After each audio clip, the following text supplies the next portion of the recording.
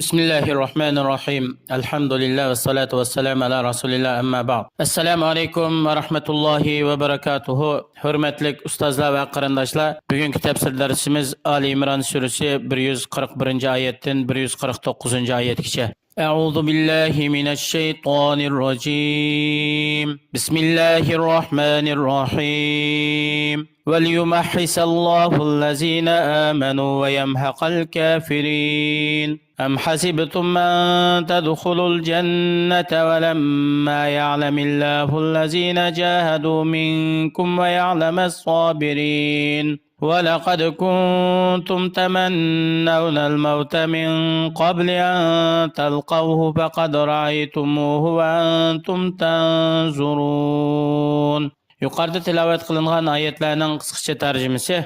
Biz ilgirki darsimizda Uhud urushida bir qism musulmonlarningki shahid bo'lishi bu voqealigida Alloh subhanahu va taoloninki cheksiz bir hikmat bilan ish qilganligi va kunlarning aylanib turganligi, ba'zi vaqtlarda g'alaba nusratninki kofirlar uchun bo'lib qolganligi. Amma ko'pincha g'alaba nusrat Alloh taqvodorlik qilgan haqiqiy millatga mansub, amma ba'zi vaqtlarda turli sabablar tufaylidan yoki bosh qo'mondon amirlarga va ularningki o'rinlashtirishiga itoatsizlik qilganlik bir sabablar tufaylidan mu'minlarga mag'lubiyat yuzlanganligi to'g'risidagi hikmatlarni bayon qilgan. Şu hikmetlerinin qatoridan yana Allah subhanahu wa ta'ala mu'minlarninki ba'zi bir mag'lubiyatga duch kelib qilishi yoki ulardan bir qism kishilarning urush maydonida shahid bo'lib ketishi, Allah subhanahu wa ta'ala ularni gunohidan pokizlash, mu'minlarning sipini munofiqlardan tozalash. Ya'ni nayt qattiqchilik, qiyinchilik undaq vaqtlarda munofiqlar o'zining maydonini oshkorlab hamon chekinib chiqib ketadi.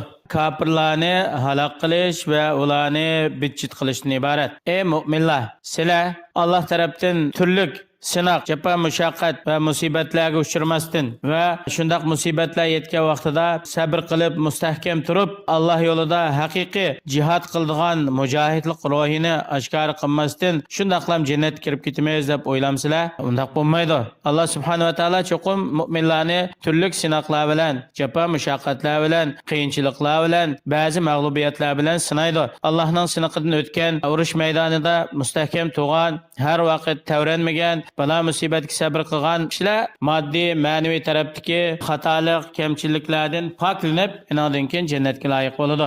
Ey mu'minlar, sizlar kofirlar bilan urush qilib, Alloh yo'lida bir shahodatga erishishni bek orzu qilibdinglar. Xuddi Badr kunisida bir bo'lib qarindoshlaringlar kofirlar bilan urush qilib, urush maydonida shahid bo'lib, shahidlik martabasiga erishganga o'xshash, sizlarmi shuni bek orzu qilibdinglar. Yani mana bugun Uhud maydonida o'lim ko'z oldinglarda ochiq oshkora ko'rinib turdi.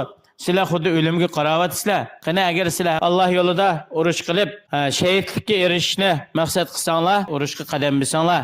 وَمَا مُحَمَّدٌ إِلَّا رَسُولٌ قَدْ خَلَتْ مِنْ قَبْلِهِ الرُّسُلُ أَفَإِنْ مَاتَ أَوْ قُتِلَ انقَلَبْتُمْ عَلَى أَعْقَابِكُمْ وَمَنْ يَنقَلِبْ عَلَى عَقِبَيْهِ فَلَنْ يَضُرَّ اللَّهَ شَيْئًا وَسَيَجْزِي اللَّهُ الشَّاكِرِينَ. Uhud günüsü kişiler arasında Allah'ın peygamberi sallallahu aleyhi ve sellem öldürülüptü diyen haber taqalgan vaqtida bir kısım Müslümanlar muşu haber sebebiden korallarını taşlap urushdan o'tirib qolgan, bir kısımları urushdan chekingan. Allah subhanahu ve taala bularninki bu ishini to'g'ri bo'lmaganligini bayon qilib shunday deydi. Muhammad alayhissalom bo'lsa Allohninki insonlarga avatgan elchilarining qatori bir elçi. Allah ilgiri avatgan elçiler, peygamberlermi bular o'zining ajilda o'lib ketgan yoki Allohning yo'lida dinni yetkazish, da'vat qilish yo'lida o'ldirilgan. Agar Muhammad alayhisalom o'lib ketsa yoki urush maydonida o'ldirilsa, sizlar dininglardan yenib olamsizlar? Alloh yo'lida jihad qilishni tark qilamsizlar? Kimiki o'zining dinidan yenib oladi ekan, Allohga qilchilik ziyon yetkazolmaydi. Chunki Alloh hammadan kuchlidir, hammadan g'olibdir. Haqiqatan jihad maydonidan yenib olgan yoki dindan yenib olgan odam o'ziga ziyon yetkazadi. o'zini dunyo oxiratning ziyonkorligiga to'g'irlash bilan ziyonga uchraydi. Alloh subhanahu va taolo o'zining ne'matlariga shukr etgan kishilarni nihoyat yaxshi mukofotlar bilan mukofotlaydi. Ularni urush maydonida mustahkam qiladi va o'zining yo'lida jihad qilishga musharraf qiladi. وما كان لنفس أن تموت إلا بإذن الله كتابا مؤجلا ومن يرد ثواب الدنيا نؤته منها ومن يرد ثواب الآخرة نؤته منها وسنجزي الشاكرين وكأين من نبي قاتل معه ربيون كثير فما وهنوا لما أصابهم في سبيل الله وما ضعفوا وما استكانوا والله يحب الصابرين. Her qandaq bir can Allah subhanahu ve taala onunğa dünyada yazgan yaşaş muddeti ecilini mükemmel tüketmey turup ölmeydi. Özünün dünyada yaşaşqa tegishlik bolgan yaşaş muddetini toluqlap bolgandan keyin Allah onu opatap turdu. Allah bitib etken ecelden qilchilik yoki minut sukunat ziyodim bo'lmaydi, u kamaytilmaydi. Kimki o'zining qilgan amali bilan dunyoda ajr, g'animat yoki savob tepishni maqsad qilar ekan, uningga shu dunyoda taqdir qilingan nasib beriladi. Oxiratda uningga hech qanday nasibi bo'lmaydi. Ajr savob bo'lmaydi. Kimki o'zining qilgan yaxshi amallari bilan oxiratda Allohdan savob berishni, ajr, savob umid qiladi ekan, shuni maqsad qiladi ekan, biz uningga qilgan amallarining savobini beramiz. Allah subhanahu va taolo o'z Rabbining ato qilgan ne'matlariga shukr etuvchilarni katta mukofotlar bilan mukofotlaydi.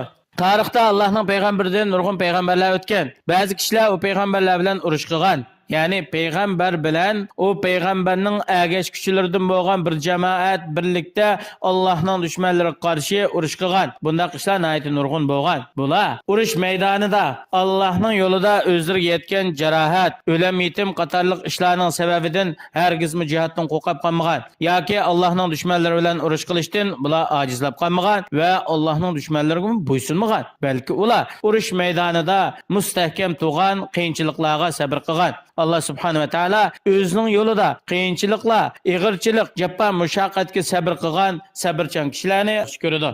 Shu sabrchan kishilarning so'zi nima bo'lgan desa, ularga ig'ir balo musibat, qiyinchilik yetgan vaqtida ular shunday aytdi: "Ey Rabbimiz, bizningki gunohlarimizni kechirim qilsa, bizning ishimizda haddidan oshgan xatoliklarimiz bo'lsa, buni o'tavasla. Düşmanga uchrashgan vaqtida bizning qadamlarimizni mustahkam qilsa, sizlarga kafir bo'lgan zolimlar qarshi bizga g'alaba nusrat ato qilsa" dedi.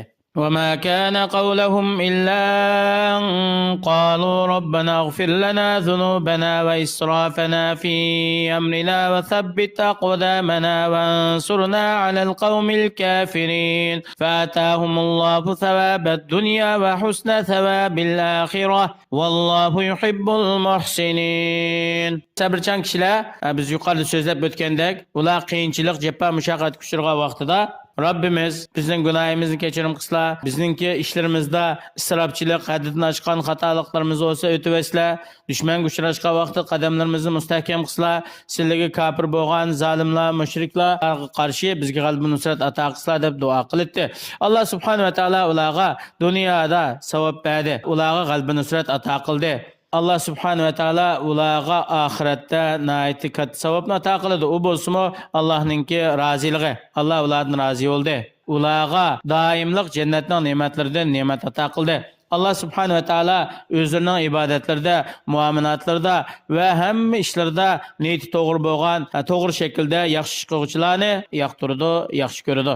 Yuqorqi oyatlardan ilingan foydalar: birinchisi, musulmonlar dunyoda uchrayotgan imtihon, sinoq, jaffa, mushaqqatlar bu ilohiy prinsip bo'lib, Alloh subhanahu va taolo bu orqali haqiqiy, rostchil, samimiy, sabrchan mujohidlarni va o'zining yo'lida borlig'ini ataydigan kishilarni boshqalardan ayirish. Yana bir foydasi Alloh yo'lida jihad qilish yoki Allohning diniga da'vat qilish yoki diniy xizmatlar ma'lum bir shaxs bilan cheklanib qolmaydi. Mayli bu bir insonninki qadr qimmati, o'rni, martabasi, mansibi qanchalik bo'lishidan qat'iy nazar Allohning dinini oliy qilish, Allohning diniga da'vat qilish shu bir shaxs, shu bir inson bilan cheklanib qolmaydi. Ta qiyomatga qadar Allohning diniga da'vat qilish, Allohning dushmanlariga qarshi jihad qilish davomlashib turdi. Hargiz üzülüp qolmaydi. Qo'mondonlardan, rahbarlardan, peshqadam olimlardan birisi vafot bo'lsa, uning izida bangadigan keyingi avlodlar tarbiyalanib turdi. Ular vafot bo'lganlarningki izini bisib, ularga varislik qilib, Alloh yo'lida jihad qilishni, Allohning diniga da'vat qilishni davomlashtirdi. Yana bir foydasi hamda insonlarning dunyoda yashaydigan umri, ya'ni muddatlari Allohning huzurida bekitilgan. İnsan dunyoga qanchalik yarishman bo'lib ketsin, uning dunyoda yashaydigan muddati ziyoda qilinmaydi. Yoki inson botir bo'lsin, Alloh yo'lida qo'rqmay, har vaqt olg'a ilgirlab, dushmanlarga qarshi kurashni davomlashtirsin, bu insonninki hayotini, yashaydigan muddatini kamaytirib o'tmaydi. Yana bir foydasi ham insonlarning niyat maqsadlari xilma-xil bo'ladi. Ba'zilar o'zining qilgan amallari bilan ko'nglida dunyoda savobga erishishni maqsad qiladi. Ba'zilar bu amallar bilan oxiratda Allohning huzurida katta ajr topishni maqsad qiladi. Allah subhanahu wa ta'ala her bir insonni o'zining qilgan qilmishi va ko'ngliga bitgan niyat maqsadlarga asosan jazo mukofotlaydi. Allah subhanahu wa ta'ala bizni ma'naviy tarafdan qalbimizni, dilimizni pok qilsin.